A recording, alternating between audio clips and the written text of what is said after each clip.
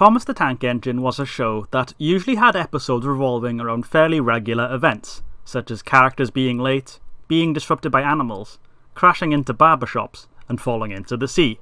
It was presented in a plain, at face value kind of way, with no ambiguity. We knew what was happening, we saw the events unfold, and then moved on. For all intents and purposes, we were fully aware of what the characters had going on. As the show progressed though, it started to become more apparent that there were aspects to life on the island of Sodor that weren't so obvious, with a handful of mysteries sprinkled throughout episodes that left things up to the viewer's own interpretation. Remember, this was a kids show, so there's nothing extremely dark and bloody going on, but there are a few unexplained things in some of these episodes that I felt were worth talking about, so that's what this video is going to be. Here are 4 unexplained or ambiguous things in classic Thomas. We'll kick the list off with a character who repeatedly tempted fate until the consequences finally caught up to him. Smudge was a narrow gauge engine who worked alongside Duke on a railway long ago, and he was a troublemaker, riding rough and often derailing. He had a bad attitude too, never making an effort to do better, and just laughing it off, which greatly irritated Duke. These things together contributed towards his ultimate punishment, when his boss finally got sick of his antics and stuck him in a shed to be used as a generator. And, as Duke so ominously puts it, "He's still there behind our shed. He'll never move again."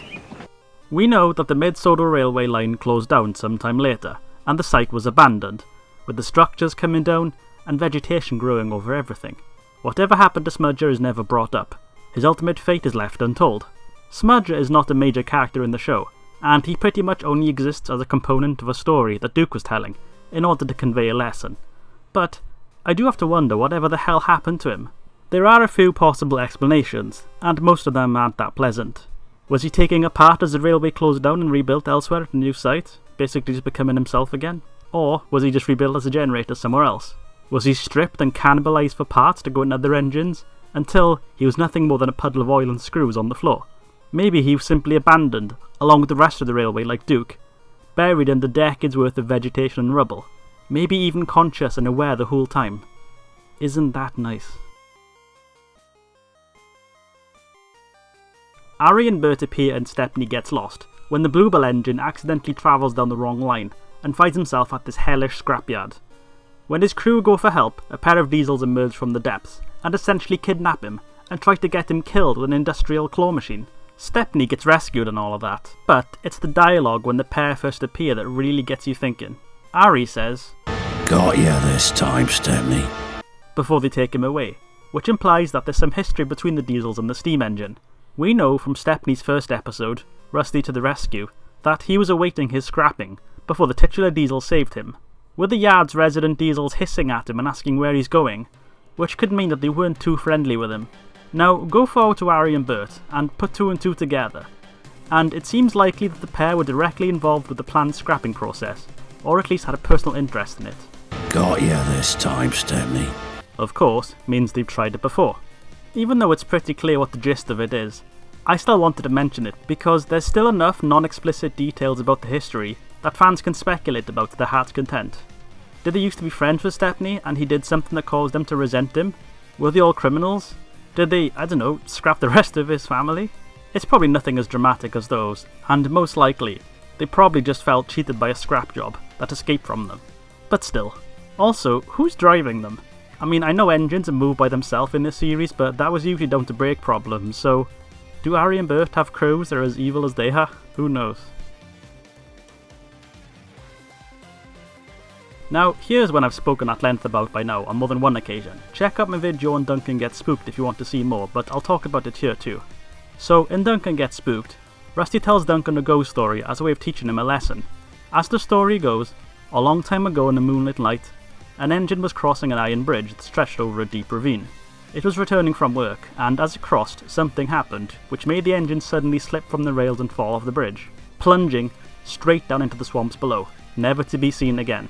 Never to be seen again in a physical sense, that is, because apparently its spectral form can supposedly be seen trying to cross the bridge on moonlit nights. But of course, it never makes it. Yeah, Just a scary story, right? Duncan pays no notice to the tale and ignores Rusty, so the engine crews decide to take it a step further by playing a trick on Duncan the next time he crosses the bridge. While making his way across the bridge one night, Duncan halts dead in his tracks upon seeing a most peculiar sight. Directly ahead of him is what appears to be the ghostly outline of an engine, and of course, with the story still in his mind, he of course panics. As the narration tells us, the crew knew it was only fireflies, but to Duncan it looked like an engine. As part of their plan, the crew then throws a rock out of the cab, so that it splashes into the swamp and spooks Duncan. This ends up working and Duncan returns to his shed, scared out of his wits. It's left ambiguous whether or not the ghost story is true, and I think it's for the best that way. I can imagine some people wanting Thomas to stick to its roots as a more realistic railway life-based series, with no supernatural elements, while others enjoy that sort of thing. I know that the prospect of wanting a children's show about talking trains to be grounded sounds ridiculous, but when taking into context I think it's reasonable. Anyway, it's never quite confirmed whether or not the ghost is real, and there's a few different ways of looking at it. Based on what actually happens in the episode, it's pretty easy to come to the conclusion that none of it is real. When Duncan sees the ghost, we're told that the drivers knew they were fireflies, but Duncan thought it looked like an engine. Given that the drivers are in a better state of mind and more reasonable, we could assume that the engine outline is just Duncan's imagination playing tricks on him, as it's from his point of view. The drivers just see a swarm of fireflies. The rock they drop off the edge is obviously meant to spook Duncan and make him think it's a ghostly echo of the accident, so it's possible they even knew there would be fireflies about. Maybe Rusty's story was true, or at least part of it. Maybe there really was an engine that fell off the bridge long ago, and was tragically lost beneath the swamps, never to be seen again. Even ignoring the ghost bit, that's still a really sad story. Maybe it's still down there rusting away, with its steam long gone out, and for years other engines have been travelling across the bridge, blissfully unaware that there's a dead engine beneath them. Maybe an engine did fall in, but then it was just fished out? I mean, I'm no engineering expert, so I don't know how feasible that would be given the location, but still, maybe. This is all just assuming that there's any truth whatsoever to the story though, because it could just be made up. But it's fun to think about, and it also makes you wonder if there are any more tragic accidents that took place on the island, and left ghostly reminders. Boulder, as we know, is a boulder.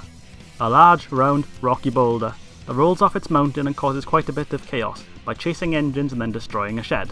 Throughout Rusty and the Boulder, we see glimpses of Boulder sporting a face, and there is the implication that it may be sentient. Now, this is already a world of talking vehicles, so the prospect of sentience is already being stretched, but a big rock? Well, we don't quite know.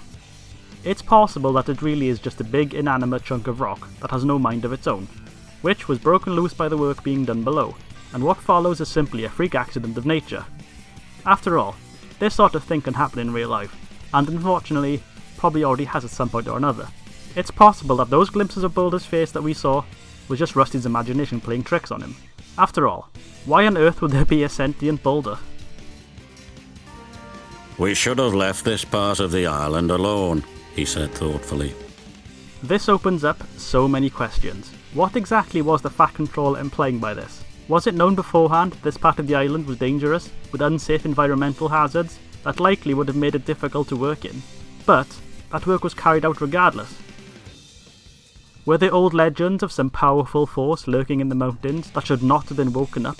Does the Fat Controller's bloodline have a centuries-old pact with the ancient spirits inhabiting the area, with his family claiming ownership over one half of the island, and the spirits ruling over the other? And this work broke the pact and unleashed a primeval force on the land? Is Topham Hatt going to rip off his shirt and harness the power of the steam gods to engage in a titanic clash with the Boulder Lords for the fate of Sodor? I mean, it's probably most likely the first one, but it's fun to speculate, isn't it? Actually, you know what, if you like drawing, please send me fan art of what I just described and I'll post them. Why not? It could be fun. Regardless of whether or not Boulder was sentient, the episode still carries a worthwhile message of not interfering too much with the environment, because it can bite back. So those were a few unexplained things in Thomas that I wanted to talk about. Some of them probably have easy explanations and aren't that strange or interesting in retrospect, but I feel they were worth highlighting anyway, just to make a point about the show using ambiguity to enhance it a bit. If there are any more explained or ambiguous things in classic Thomas that you know of and want to talk about, please let me know in the comments below. Thank you for watching and have a great day.